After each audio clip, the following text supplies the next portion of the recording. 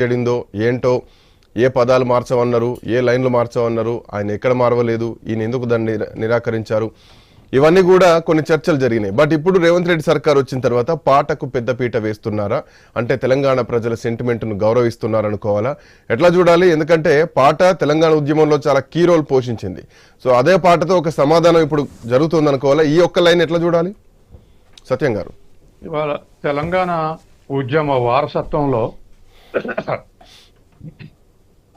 50% రాజకీయ పార్టీల పొందికని ఎలిమినేట్ చేశాడు కేసీఆర్. ఎందుకంటే కేసీఆర్ నాయకత్వం వహించిండు, కానీ దాంట్లో బీజేపీ కానీ, సిపిఐ కానీ, సిపిఎంఎల్ శ్రేణులు కానీ, విద్యార్థి సంఘాలు కానీ ఇవేవి కేసీఆర్ అఫిలియేషన్ ఆర్గనైజేషన్స్ కావు. తర్వాత వృత్తి సంఘాలు కానీ, ఉద్యోగ సంఘాలు కానీ, వీటి పాత్ర 80% ఉంది తెలంగాణ తెచ్చుట్లో. అసలు ఉద్యమ రూపం ఆ స్థాయిలో అందుకోవటానికి వీటి యొక్క పాత్ర ఎక్కువ.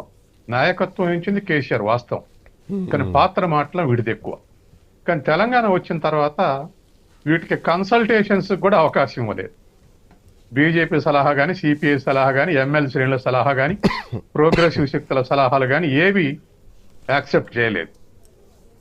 తన ఇష్టానుసారంగానే ఇది రాజకీయ పునరుద్యోగం కోసం, ఆంధ్రుల అస్థిరత సృష్టించకుంటుండటం కోసం చేస్తానని చెప్పేసి ఈ పార్టీలన్నింటిని మింగేసి అధికారం చెలాయించాడు. ఈ అధికారం చెలాయించుట్లో అది అథారిటేరియన్ ట్రెండ్స్ చోటు చేసుకొని మొన్న పతనమయ్యేటువంటి స్థితి వరకు కొనసాగింది.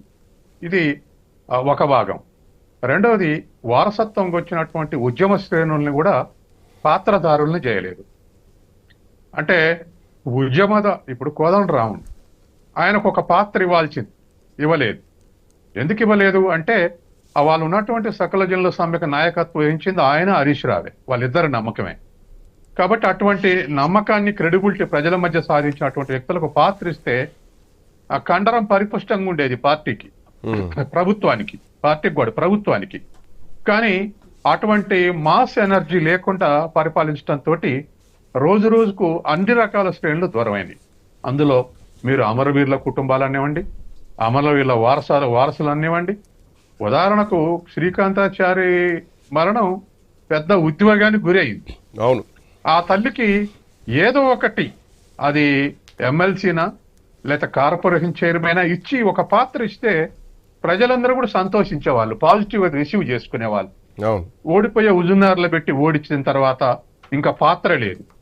కాబట్టి ఇటువంటి చాలా పొరపాట్లు, ఒక్కొక్కటి చెప్పాలంటే 100 పొరపాట్లు బహుశా అధికారంలో ఉన్న వాళ్ళకు సుస్థిరత వస్తే ఇటువంటివే చేస్తారేమో అనేటువంటిది ఒక అనుమానం. ఇట్లా జరుగుతుందేమని ఇటువంటి పరిస్థితి ఏర్పడింది.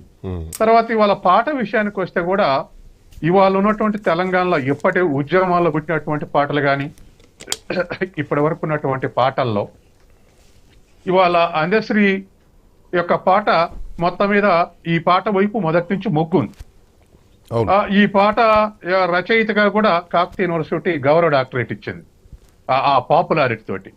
అటువంటి పాటను ఏదో ఒక రూపం మార్చి, చాలా పాటలు మార్చాల్సి వస్తుంది. ఒక సినిమాలను అయితే ఒక పాట 10-12 సిట్టింగ్లు వేస్తారు మార్చుకోవటానికి. కాబట్టి అటువంటిది ఒక మార్పు సృష్టించి అంగీకరించాల్సింది. ఇవాళ కాంగ్రెస్ పార్టీ ఆ పని చేస్తుందంటే ఆ వారసత్వాన్ని కేసీఆర్ ఓన్ చేసుకున్నటువంటి దాని నుంచి ఇవాళ రిలీజ్ చేస్తా ఉన్నారు ఒక్కోటి. కాబట్టి ఖచ్చితంగా ఈ పాటని అధికారిక పాటగా గుర్తిస్తే ఖచ్చితంగా ఆ వారసత్వంలో కొంత ఇచ్చినటువంటి కాంగ్రెస్, పేరుకు కాంగ్రెస్ ఇచ్చిన దాంట్లో బీజేపీ పాత్ర ఉంది.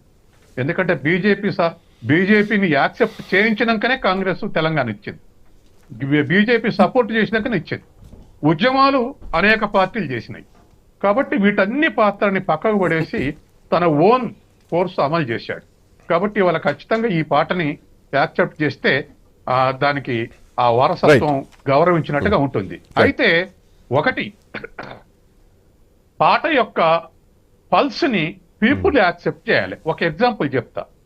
జన్మభూమి టైంలో సుద్దాల అశోక తేజ ఒక పాట రాశాడు.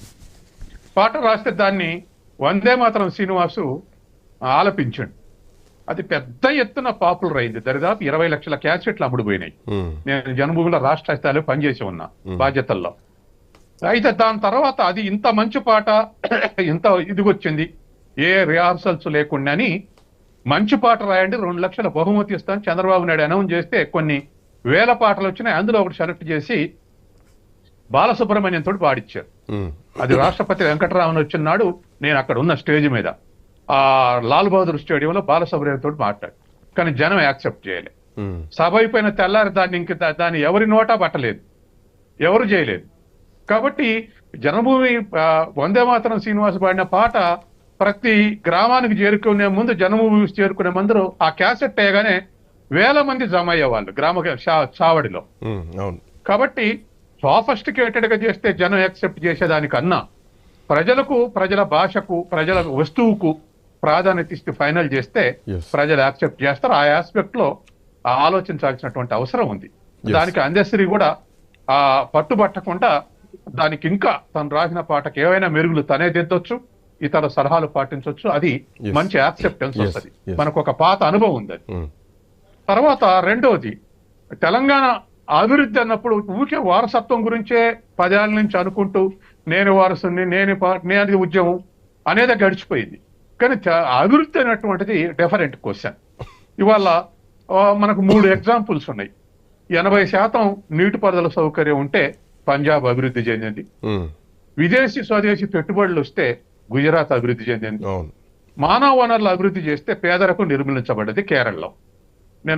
మన నీతి ఆయోగ్ ఇచ్చిన రిపోర్టు ప్రకారం కేరళలో 0.7 మాత్రమే పేదరికం ఉంది.